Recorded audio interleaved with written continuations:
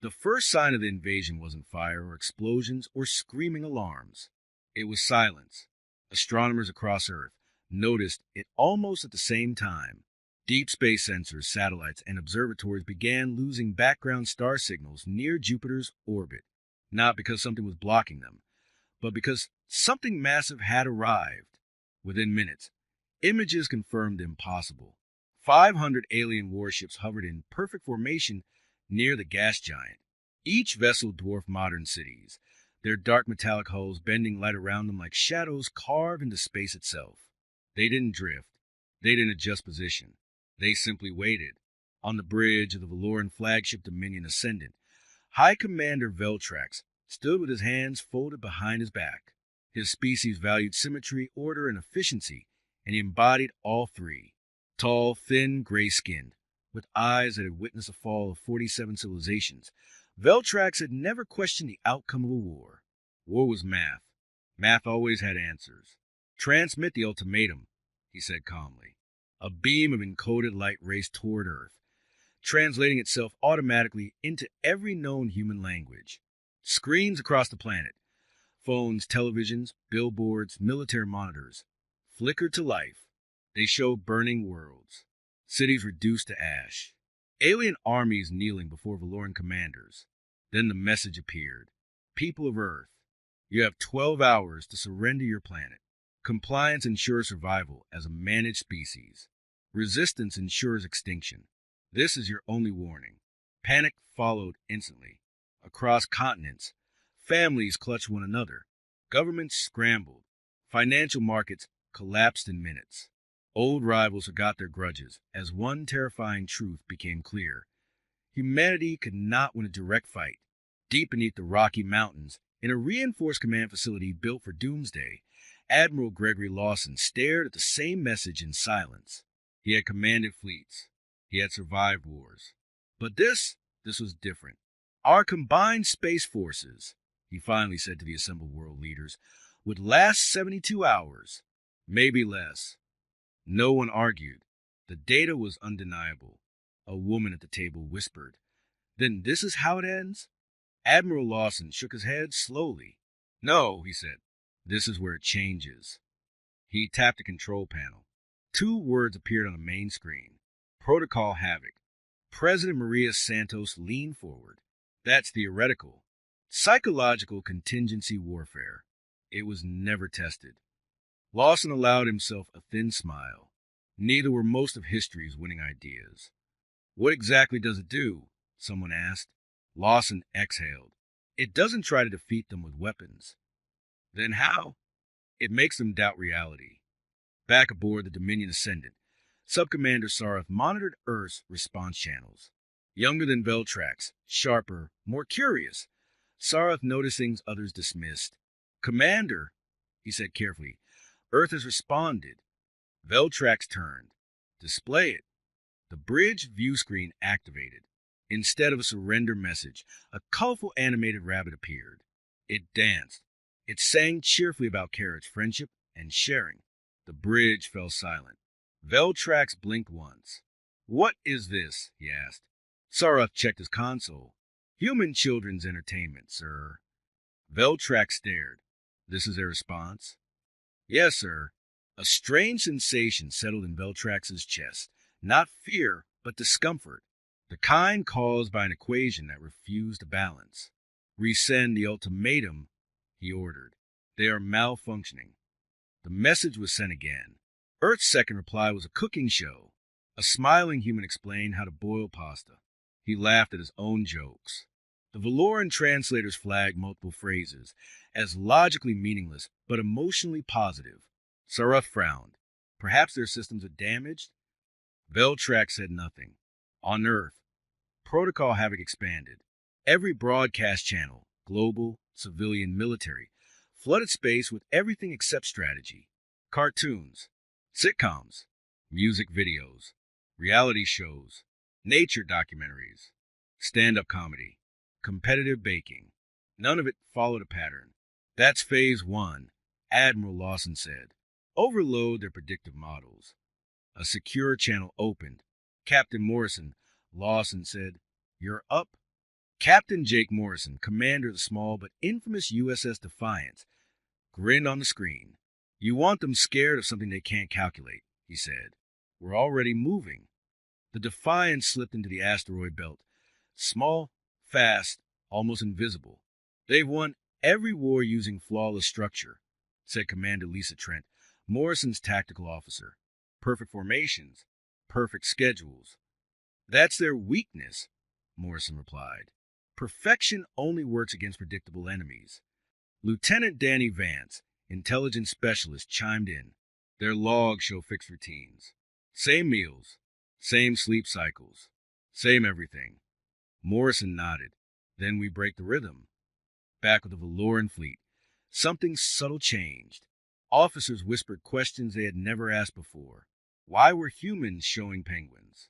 Why music? Why laughter? Uncertainty crept in, not as panic, but as irritation. And for a civilization built on absolute order, irritation was dangerous. Veltrax watched Earth grow larger on his tactical display. They think chaos will save them, he said coldly. It will not. But even as he spoke, a strange thought crossed his mind, unwelcome and persistent. What if chaos was a weapon? Far away, hidden among drifting stone and shadow, the USS Defiance powered down its engines. Humanity wasn't preparing to win a war. They were preparing to rewrite the rules. High Commander Veltrax believed in inevitability. As the Valoran fleet advanced from Jupiter toward Mars, everything unfolded exactly as the simulations predicted. 500 warships moved like a single organism, each maintaining flawless distance, speed, and orientation. Supply vessels stayed protected at the core. Attack squadrons rotated with mechanical precision. Order was comfort. Order was victory. Human defensive forces detected near Mars, reported an officer. 200 vessels, standard formation. Veltrax allowed himself a slow, controlled breath. As expected, the human ships floated in neat lines, evenly spaced, weapons charged. They looked brave. They looked disciplined. They looked wrong. Forward strike group, Veltrax commanded. Execute Assault Pattern 7. 100 Valoran warships surged forward in perfect unison. Blue energy rippled along their hulls as targeting systems locked on. No hesitation. No doubt. The engagement lasted less than 6 minutes. Human ships detonated one by one, brilliant flashes blooming against the black. Some tried to maneuver. Some fired back. It didn't matter. Valoran weapons tore through them with brutal efficiency. Enemy fleet neutralized. Sub-Commander Sarath reported. No Valoran losses. Applause rippled through the bridge. Brief, restrained, professional. Veltrax nodded. Continue advance toward Earth. But Sarath hesitated. Sir, something is odd. Veltrax turned. Explain. The human ships, Sarath said carefully. Their power signatures vanished instantly after destruction. No life signs. No escape pods. Veltrax frowned. They chose honorable deaths. Perhaps, Sarath replied, but uncertainty lingered in his voice. Hidden far from the battlefield, Captain Jake Morrison watched the results from the bridge of the USS Defiance. All drone ships confirmed destroyed, Commander Trent reported. Morrison raised his coffee mug. To the bravest empty ships in history. Lieutenant Vance smirked. Valoran Command chatter is already celebrating. Good, Morrison said. Let them lock that victory into their models.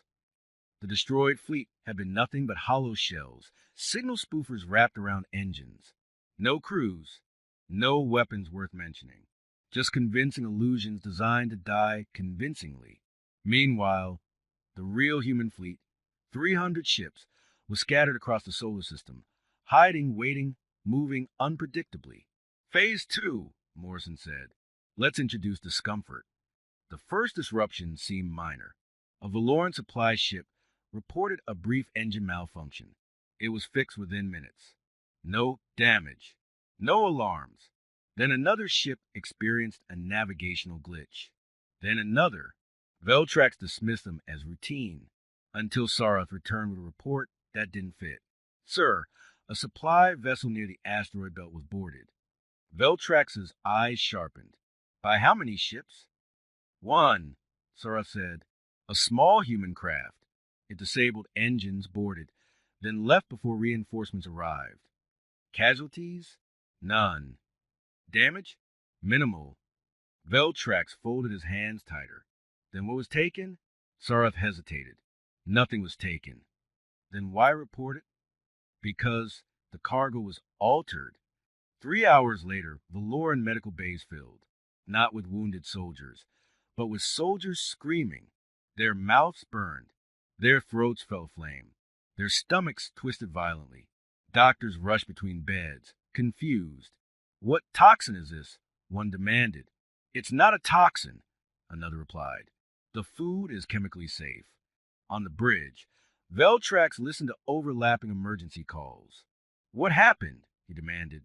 Sarah checked reports. Human cuisine, sir. The supply ship's rations were replaced. With what? Dishes classified as extremely spicy. Veltrax stared. This is absurd. Yes, sir. Is it lethal? No. Permanent damage? No. Then why are my soldiers incapacitated? Sareth had no answer. Across the fleet, order faltered. Some captains ordered the food discarded. Others insisted supplies were too important. Arguments erupted. Open, emotional, inefficient. For the first time in Valoran military history, officers disagreed loudly. That night, alarms screamed through the fleet, then stopped, then screamed again on different ships at different times for no reason at all. Valoran soldiers leapt from rest cycles, weapons raised, hearts racing. Every alert meant battle, except there was never anything there. Sleep cycles shattered, schedules broke, precision eroded. Sir, Sarah said next morning, his voice strained, crew efficiency is dropping. Reaction times are slower. Are we under attack? Veltrax snapped. No, sir. Then this changes nothing. But it already had. Deep in the asteroid belt, the USS Defiance glided silently between massive stones. Captain Morrison studied the tactical map. Target. Valoran Logistics Transport, Trent replied. Lightly armed.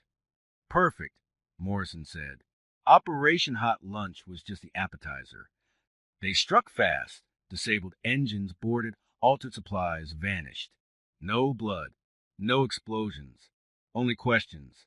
Lieutenant Vance listened to intercepted Valoran channels, grinning. They don't know how to classify this, he said. Is it sabotage? Harassment? Cultural attack? None of the above, Morrison replied. It's stress. Back aboard the flagship, Veltrax felt it for the first time. Fatigue. He dismissed it, but the feeling lingered. Reports stacked up, minor incidents, no real damage. Yet morale continued to slide. Sir, Sarah said quietly, we may need to reconsider our approach. Veltrax turned sharply. Reconsider what? The humans aren't fighting to win battles, Sarah said. They're attacking our ability to function. Veltrax's eyes hardened. We are Valoran. We do not adapt to primitives. Sareth lowered his gaze. Yes, sir. But doubt had already entered the room. Far away, Admiral Lawson reviewed the latest updates. No casualties, an officer reported. Enemy cohesion degrading. Lawson nodded. Good. Phase 2 is complete. And Phase 3? Lawson looked at the star map, where Valoran ships slowed, hesitated, drifted. Now, he said softly, we take away their certainty. In the cold darkness of space, the most powerful fleet the galaxy had ever known began to realize something terrifying. They were no longer sure what tomorrow would look like.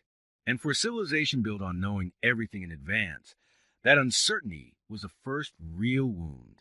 By the 15th day of the campaign, the Valoran fleet reached the edge of the asteroid belt. High Commander Veltrax studied the region with visible irritation. Millions of rocks drifted in chaotic orbits, some no larger than vehicles, others massive enough to be mistaken for moons. The normal tactical choice would be to detour around the belt. Veltrax refused. We proceed directly through, he ordered. Our shields can absorb minor impacts. We will not waste time avoiding debris. The fleet obeyed instantly. 500 warships surged forward, entering the field in flawless formation. For exactly 12 minutes, nothing happened. Then one asteroid exploded. Sensors flagged it as insignificant, until a small human ship burst from its core, firing 3 missiles before vanishing behind another rock. Enemy contact, an officer shouted. Sector 7, Veltrax snapped. Eliminate.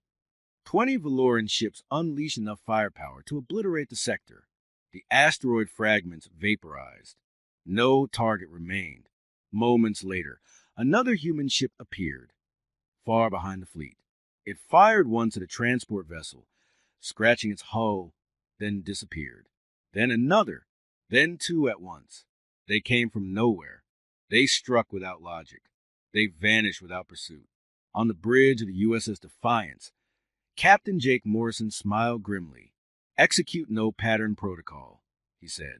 Every human captain in the belt followed the same rule. Chance over planning. Attack timing decided by shuffled cards. Targets chosen randomly. Weapons varied unpredictably. There was no master plan, only chaos. Commander Trent watched the Valoran response. Their computers are struggling. Good, Morrison replied. You can't solve what doesn't exist. On the Dominion Ascendant, alarms rang continuously. How many enemy ships? Veltrax demanded. We cannot determine, sir, an officer said. Sensor interference from the asteroids is severe. Estimate, between 30 and 300. Veltrax's jaw tightened. That range is unacceptable. We cannot narrow it further. Veltrax felt his hands tremble. He clenched them behind his back.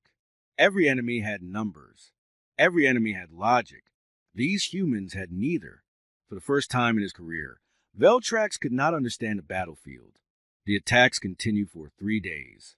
Human ships struck supply vessels, warships, even waste transports, sometimes causing damage, sometimes merely appearing and fleeing. No consistent goal. No visible strategy. One Valoran officer whispered, Are they mocking us? Sareth overheard and said nothing. Sleep deprivation spread. Soldiers jumped at shadows. Tactical officers hesitated, unsure which alert mattered. Captain Vorix of the Bright Future requested permission to withdraw. Denied, Veltrax said coldly. 17 captains made similar requests within hours. Fleet morale dropped to historic lows. Meanwhile, Lieutenant Danny Vance escalated Phase 3. Human broadcast shifted from random entertainment to absurd misinformation. A transmission claimed humans possessed a device that turned warships into cheese. Another stated Earth was actually a mobile planet capable of fleeing the solar system. A third insisted human soldiers were liquid and could seep through walls. Valoran intelligence officers tried to analyze the claim seriously. They failed. Sir, an analyst reported, we cannot determine if these are jokes, threats, or psychological traps. Veltrax stared at the report. What is a joke? The officer hesitated. A statement not intended to be true. Then why say it? The officer had no answer. The breaking point came on day 18. A single human ship, designation USS Wildcard, accelerated directly toward the Dominion Ascendant. One ship. No support. No evasive maneuvers. Veltrax's eyes narrowed. All weapons target that vessel. 200 guns locked on. The Wildcard fired wildly. At empty space. Asteroids. Nothing of value. What are they doing? Sareth asked. Veltrax felt dread coil in his chest. I don't know. The Wildcard closed a critical distance, then turned away. It fled at maximum speed. No explosion. No trap. No explanation. Veltrax stood frozen. His tactical computers had simulated ramming attacks, suicide bombs, boarding actions. 27 possibilities. They had simulated none where the enemy simply left. That night, 3 Valoran captains suffered mental collapses. They were found whispering about Chief's weapons and invisible humans. There was no treatment for confusion. By day 21, the fleet stopped advancing. Ships drifted unevenly. Formation discipline collapsed.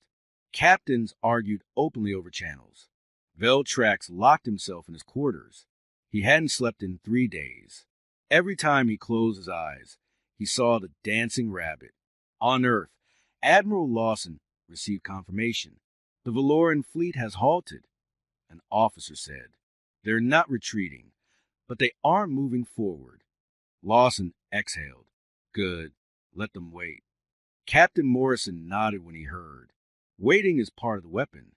That night, Veltrax received a private message. We know what you had for breakfast. Sleep well. The message broke something inside him. He had eaten alone. The menu was classified.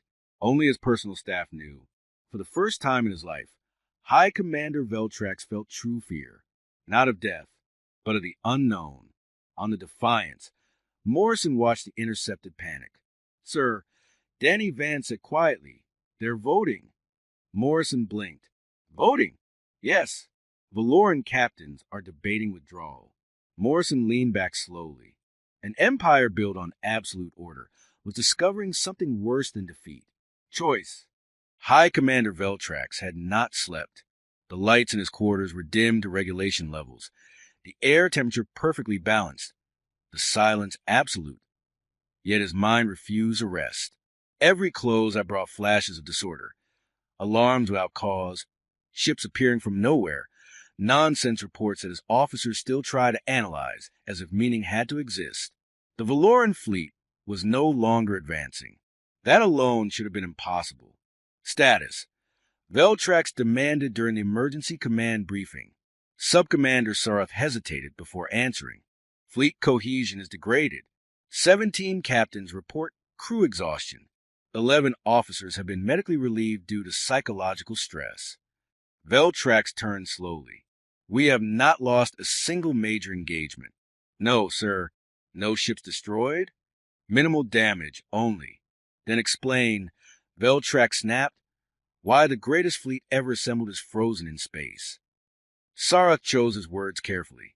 Because we no longer understand the enemy. That was the moment Veltrax felt something crack. Understanding was everything. The Valoran Empire was built on prediction, on the belief that with enough data, the future became inevitable. Humans had shattered that belief without winning a single conventional battle. We proceed, Veltrax said, forcing authority into his voice. Prepare the fleet to exit the asteroid belt. No one moved. Execute the order, he shouted. Slowly, reluctantly, ships began maneuvering. And then, mid-adjustment, the sound arrived. It began softly. A strange noise filled every corridor, every bridge, every sleeping quarter across the Valoran fleet. Laughter, not mockery, not threat, just laughter, children, families, friends sharing moments of joy. The sound echoed from nowhere and everywhere. Officers froze. Soldiers covered their ears. Tactical readouts showed no transmission source. Shut it down. Veltrax roared. We can't find it, sir. The laughter grew louder, warm, chaotic, uncontrollable. For 30 seconds, the most disciplined military in the galaxy listened to something they could not categorize, predict, or stop. Then, silence. Veltrax stood in the center of the bridge, his hands raised defensively, breathing hard. Sir, Sareth whispered. Veltrax looked down at his hands. They were shaking. Leave, Veltrax said hoarsely. All of you, now. The bridge emptied in seconds. Alone, surrounded by flickering tactical displays and drifting ships, Veltrax screamed. There must be a pattern, he shouted, striking the console. Everything has a pattern. His voice echoed uselessly. On the USS Defiance, Captain Morrison removed his headset. Laughter package delivered. Lieutenant Vance reported. Non-lethal. Universal emotional trigger. Commander Trent exhaled. That was cruel. Morrison nodded. Yes, but cruelty ends wars faster than kindness sometimes. Admiral Lawson's voice came through moments later. Status. Their command structure just fractured, Morrison replied. I'd bet my ship on it. Sareth found Veltrax 20 minutes later. The High Commander was on his knees, striking the console repeatedly with weakened blows. Sir, Sareth said gently, You need rest. I need answers, Veltrax snarled. Why are they laughing at us? What do they know? Saraf knelt beside him. Sir, the pattern you're searching for doesn't exist. Veltrax froze. What? The humans aren't following a strategy, Saraf continued. They're improvising. They don't know what they'll do next, and that's why we can't predict them. Tears formed in Veltrax's eyes. Then how do we defeat them? Saraf lowered his gaze. I don't think we can. Not this way. The next day, the unthinkable happened. Valoran captains began communicating without command authorization. They debated. They argued. They voted. 212 captains chose withdrawal. 38 voted to continue the invasion. For the first time in Valoran history, hierarchy lost a consensus. Saraf accepted the result. Veltrax was moved to medical care, sedated, his command officially suspended. The Empire's most successful conqueror had been defeated by uncertainty. Saraf transmitted the final message to Earth. This is Subcommander Saraf of the Valoran fleet. We are departing human space. There will be no invasion. We do not surrender. We choose to leave. On Earth, cheers erupted. But Admiral Lawson remained cautious. Stand down, he ordered, but stay alert. Captain Morrison stared at the stars. It's not over, he said quietly. Not yet. As the Valoran fleet regrouped near Neptune, human ships appeared around them. Not in attack formation, but in motion. They flew patterns. A circle, a square, a heart. What are they doing? A Valoran officer asked. Saraf watched in silence. I believe, he said slowly, they're saying goodbye. One final shape appeared. Two hands reaching toward one another. Then the human ships dispersed. Weeks later, a single unarmed Valoran vessel returned. 30 volunteers aboard. Students, scientists, observers. They came not as conquerors, but as learners. Captain Jake Morrison, now promoted to Commodore, greeted them personally. We brought music, he said, smiling, and food, mild food. We promise. Saraf stepped forward. You defeated us without killing us, he said. We do not understand that. Morrison nodded. Neither did we at first. Months later, humans and Valorans stood together in a hall on Earth. They shared story, confusion, laughter. Veltrax attended quietly, no longer a commander, just a witness. He watched his people attempt to dance. For the first time, he smiled. The war for Earth ended without destruction. Because humanity didn't fight to win. They fought to confuse. And in that confusion, they found peace. The galaxy expected war. What it witnessed instead was uncertainty slowly learning how to breathe. 3 weeks after the Valoran fleet withdrew beyond Neptune, human space returned to something resembling normal. Emergency bunkers reopened. Orbital defenses powered down. Children went back to school, while news channels struggled to explain a victory that involved no parades, no wreckage, and no heroes standing atop ruins. Historians would later argue about whether it was even a victory at all. Admiral Gregory Lawson didn't care what they called it.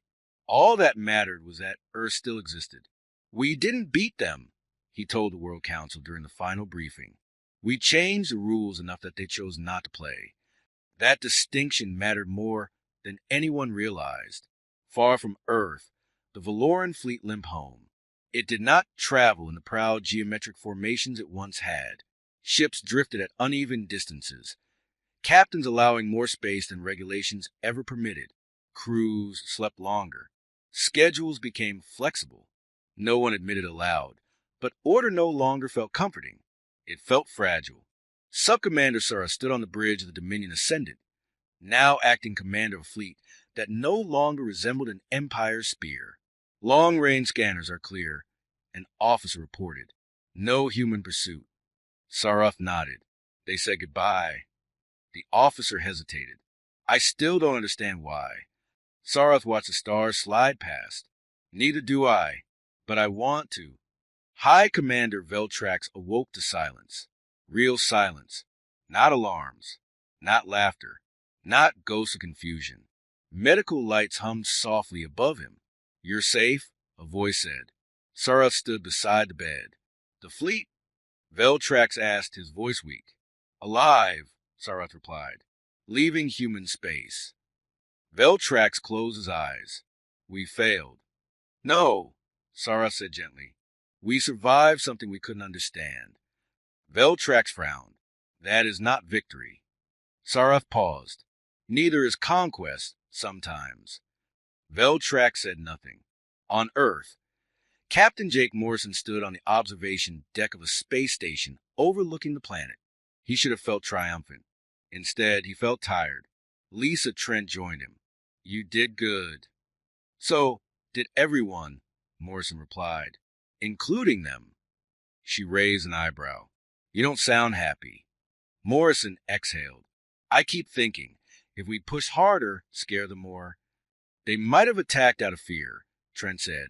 You gave them space to choose. That's what worries me, Morrison said.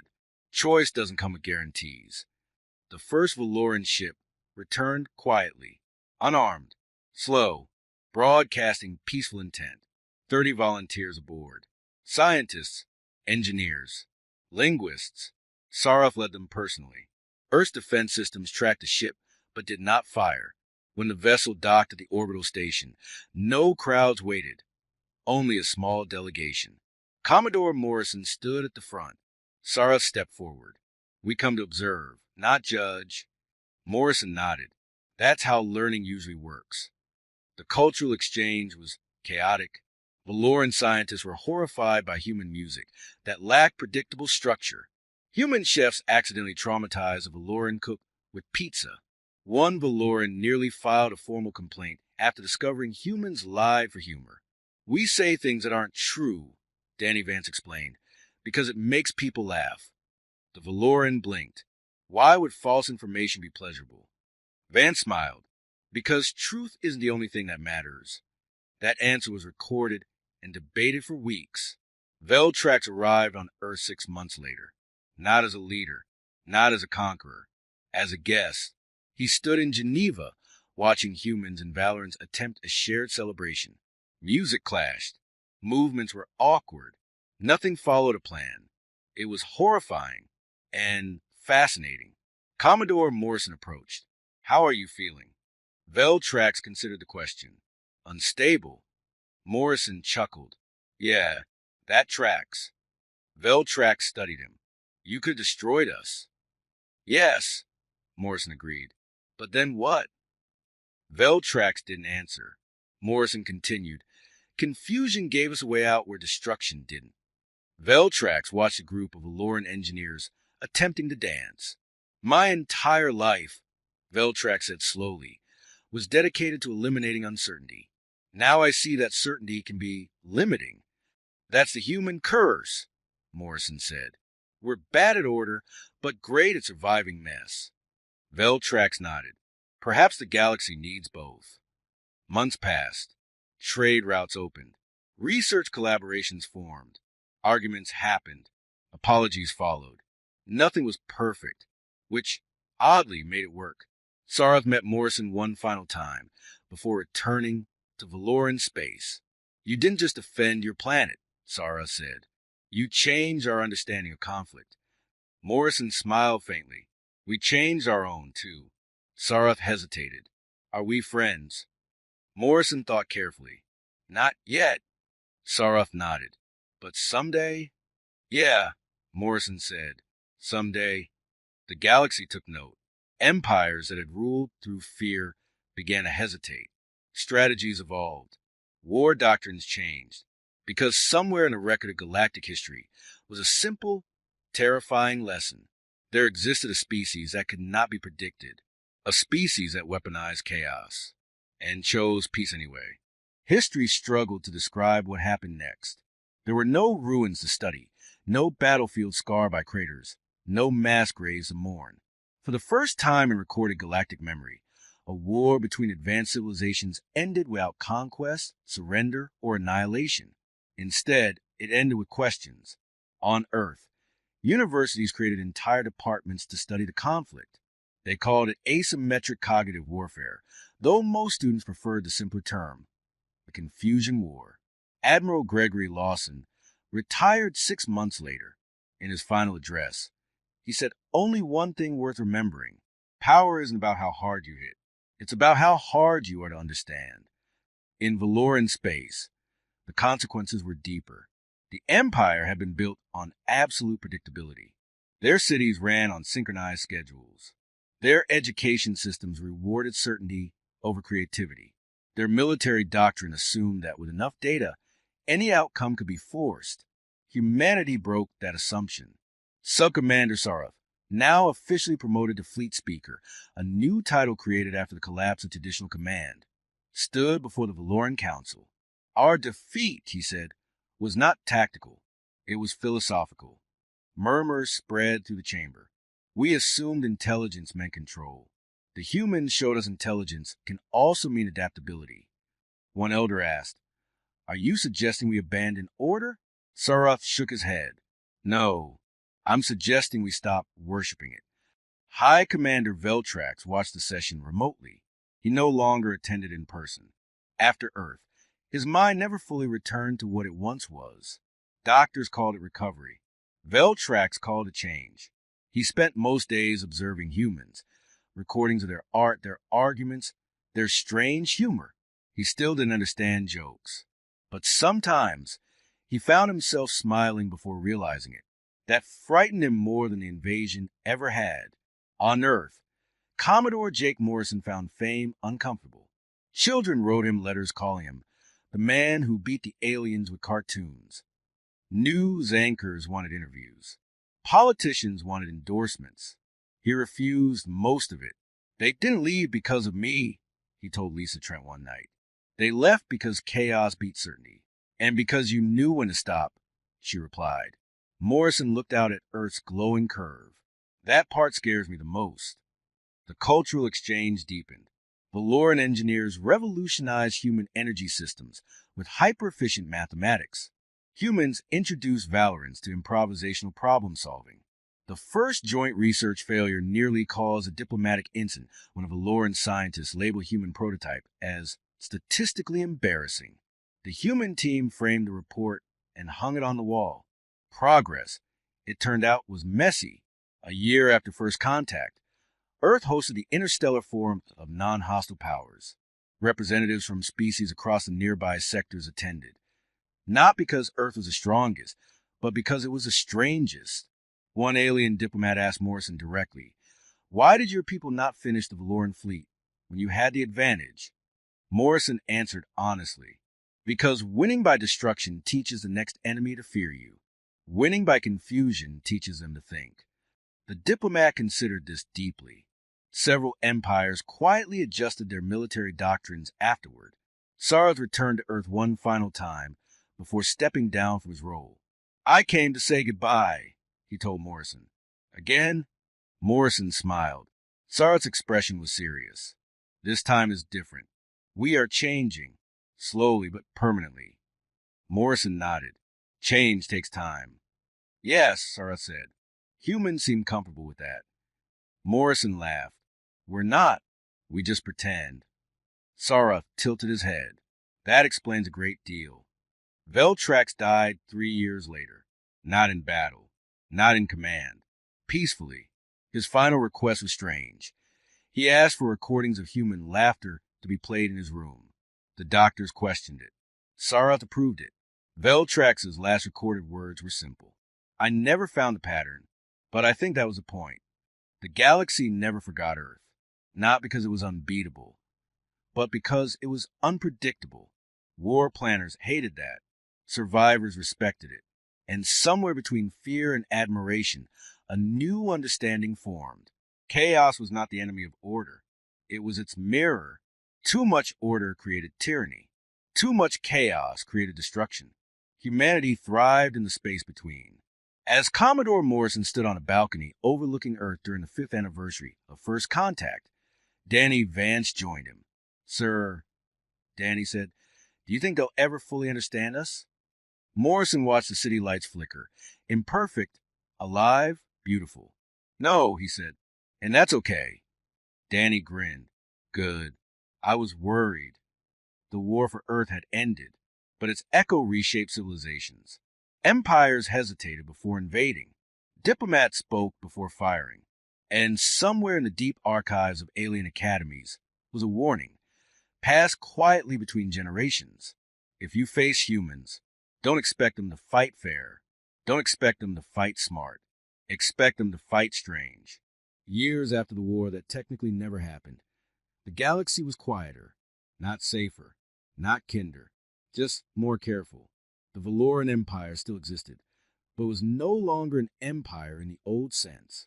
Borders softened, military fleets shrank, titles changed.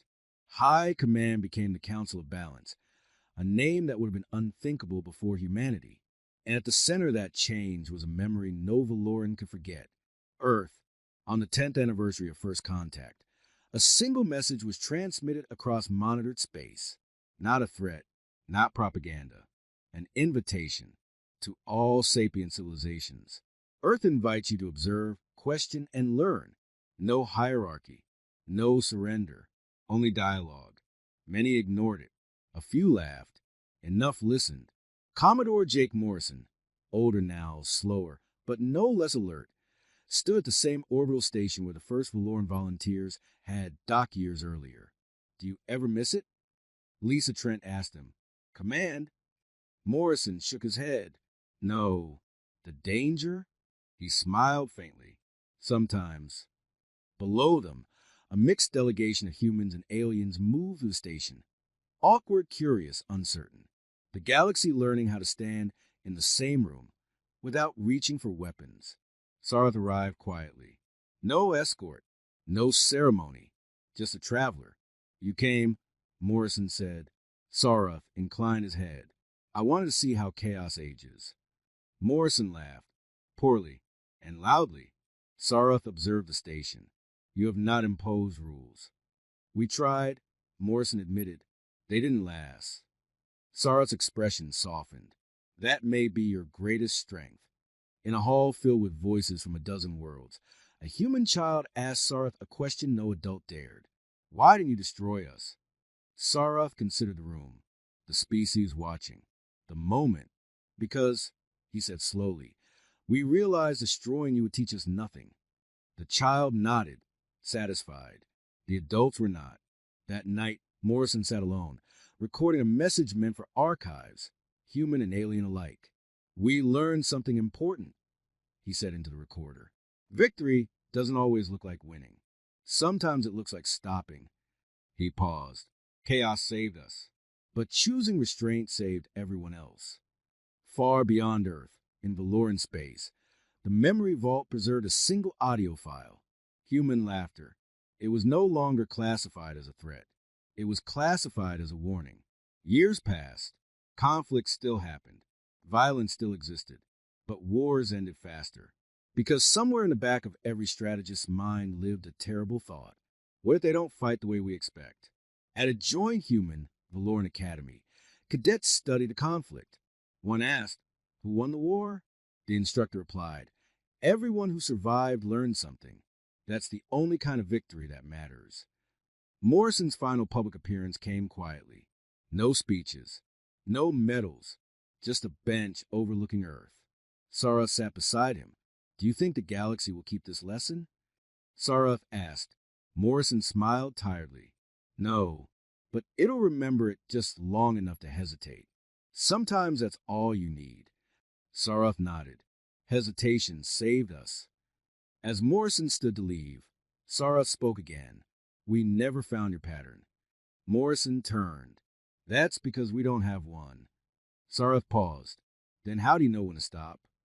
Morrison looked at Earth. Messy, loud, imperfect. We stop when continuing would make us the monsters we're afraid of. Sarth considered this carefully. Then he bowed, not as a subordinate, as an equal. The stars did not change. Civilizations rose and fell, but something fragile and new had entered the universe, a species that fought with chaos and learned when not to use it.